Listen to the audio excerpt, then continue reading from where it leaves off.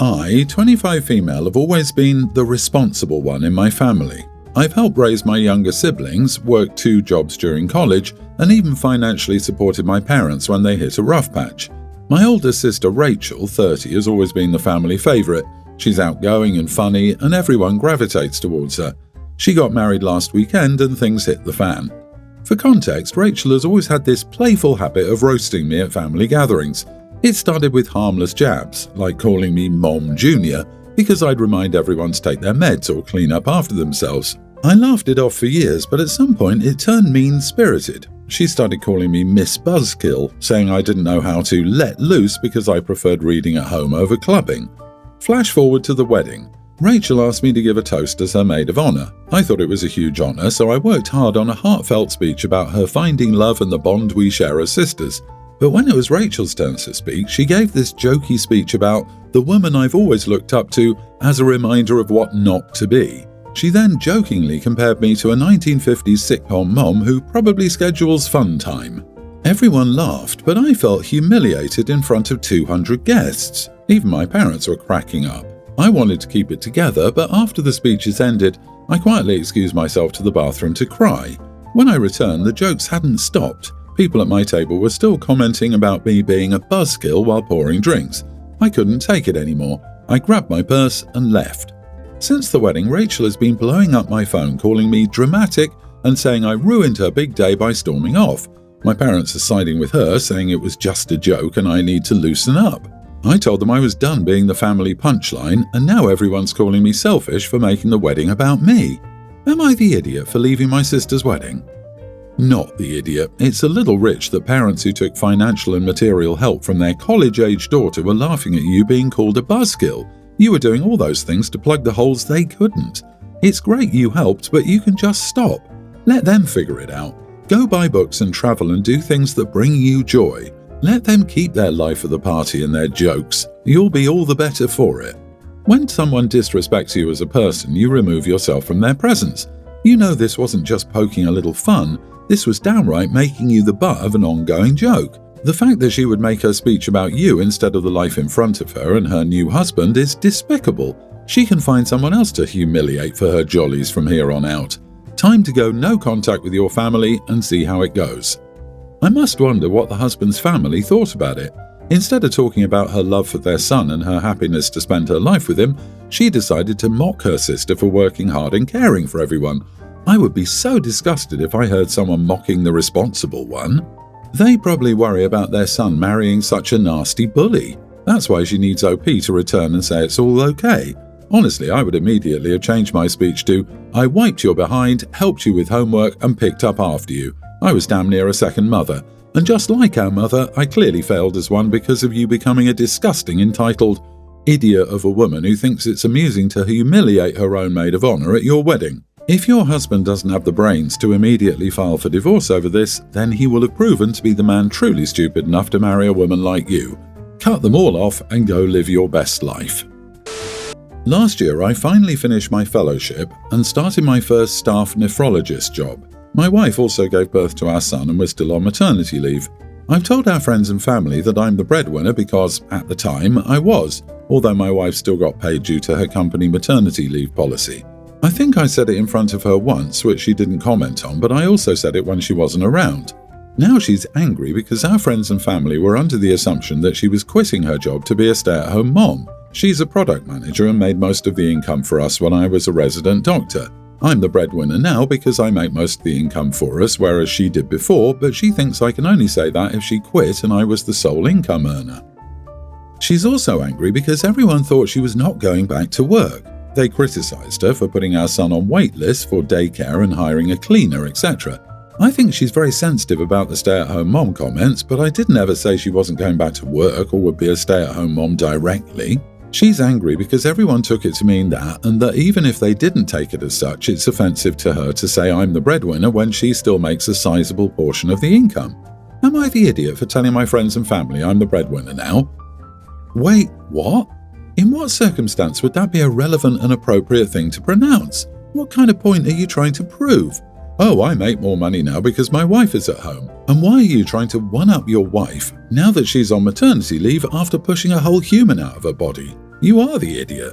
I'm trying to think of a situation where it's necessary to tell people this, and I'm coming up empty. If any of my friends randomly told me they were the breadwinner, I would absolutely assume they were trying to put their partner down, but especially saying, "I'm the breadwinner," while your wife is the primary caregiver to a baby is just a complete idiot move, but especially because it's a weird lie. He's insecure. His wife floating him while he was in school made him feel small, so he's doing this to feel like a man again. It's pathetic. He says it's a joke, but what's the punchline?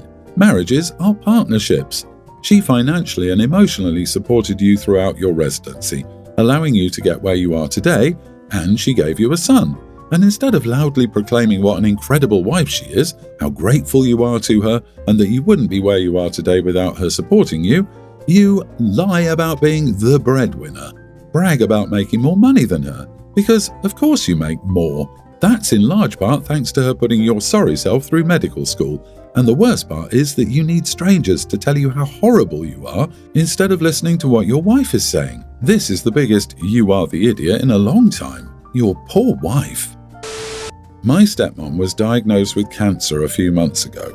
She's really sick and she and my dad are struggling to keep everything going. They've got 4 kids together, pre-tween and younger, and then there's me, nearly adult male. I don't have a good relationship with them. I did until I was a young grammar schooler, then things went badly. So my mom died when I was only a baby and my dad and stepmom met when I was a toddler. I really loved her and was close to her, and I remember when it changed. My stepmom didn't want me to spend time with my mom's parents anymore. Mom was their only child and I was their only grandchild, so I was extra special to them. My dad felt bad for them, or so he said, and disagreed with her. I loved spending one Saturday a month with them. My stepmom was jealous. She felt like if she was my mom, then I didn't need my grandparents on mum's side. I remember her sitting me down and asking me to stop seeing my grandparents so I could be her son for real.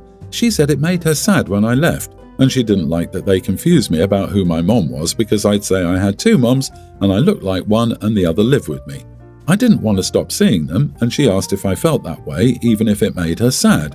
I said I didn't want her to be sad, but I loved my grandparents. The relationship changed after that. She stopped being loving and affectionate. She stopped picking me up from school or spending time with me. If I went to hug her, she'd push me off, and if I talked to her, she was cold.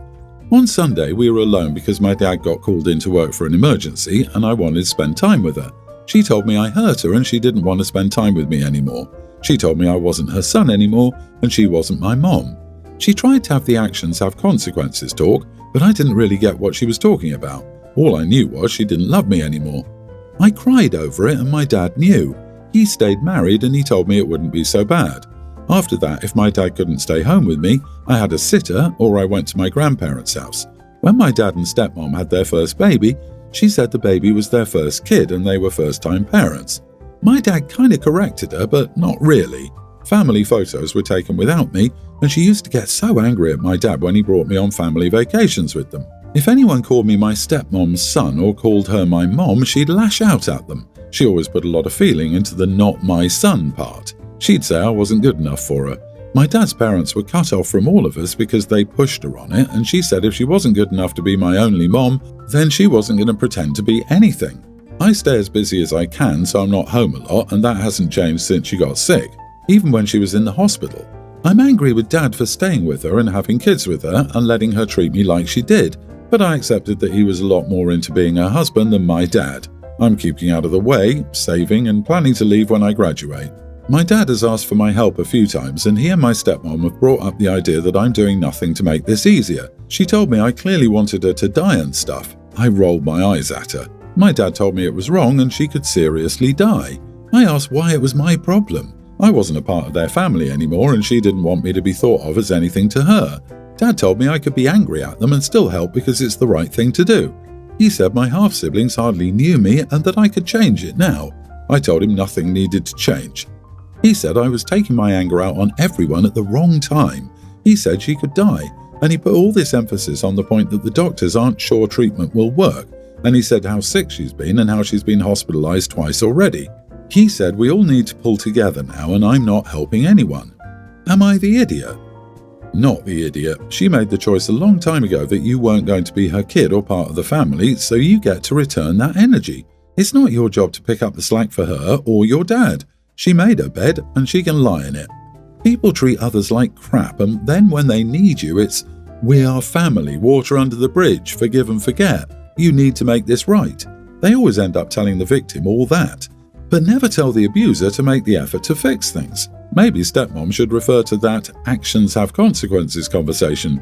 Just a thought. Normally, horrendous people wait until retirement before trying to force the kids they abuse to help them. She just hit the need for help earlier.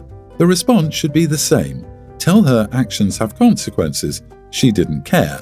Her behavior made him sad, so she gave back what she gave him when she was tiny, which was absolutely nothing. Oh, and tell Dad he should have had the do the right thing conversation with her when she started abusing a little child.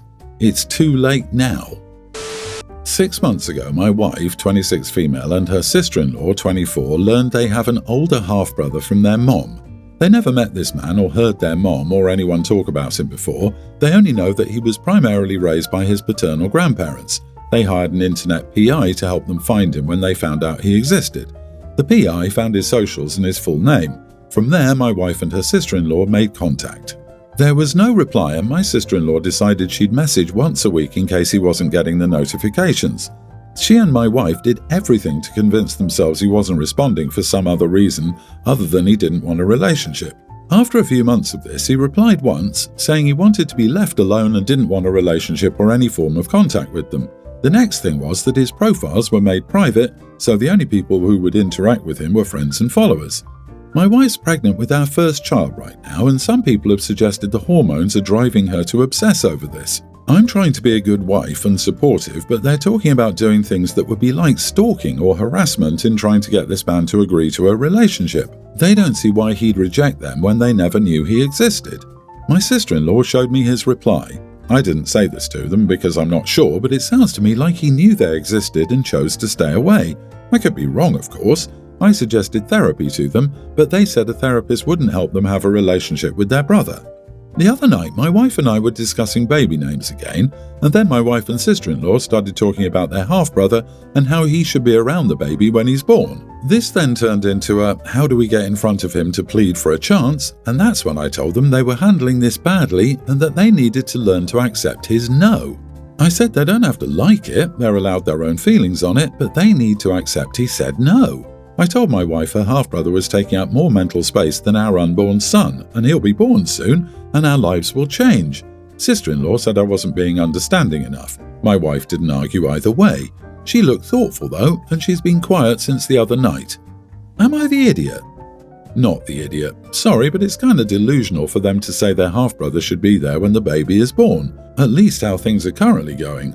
All you did was give them a reality check. He asked them not to contact him. Any further attempts could be harassment. You don't want them to mess around and get a record of a court-ordered restraining order or no contact order. If the half-brother ever changes his mind, he'll reach out. The ball is in his court, but he may or may not ever pass it back. That's up to him. They can't force a relationship. Right? I want someone I've never met before to be there for the birth of my child. They honestly expect that there'll be a kumbaya moment if they meet and their half-brother will embrace them? Will everything be a Disney movie? They seem delusional. They're feeding each other with the delusion. They also don't understand that the more they push, the more they will alienate him. They've already ruined every chance they might have had. So silly.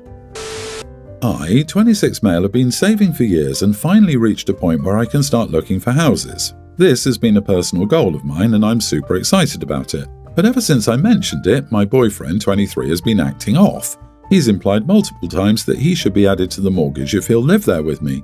The thing is, he hasn't contributed any savings or a deposit. I've tried to explain that I've worked hard for this and I'm not comfortable putting him on the mortgage, especially since we've only been dating for 2 years. Now he's asking repeatedly, almost as if I owe him something, and his attitude about it is putting me off. I want him to be happy for me, but instead he seems upset and left out. I feel torn because I don't want to make him unhappy, but I also feel like this is an unfair expectation. Am I the idiot? Do not do it. I bought my home when I was 21, and my boyfriend at the time was 27.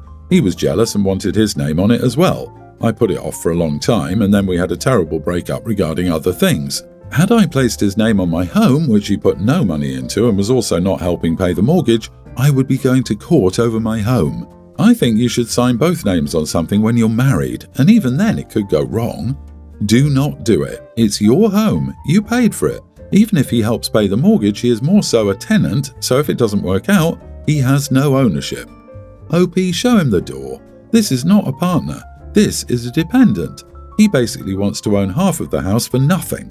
It's not quite thievery, but it's going in that direction. It's enough that I'd be reconsidering the entire relationship. He's like a bad investment. Cut your losses before you end up in the poorhouse with nothing but memories of his golden charm.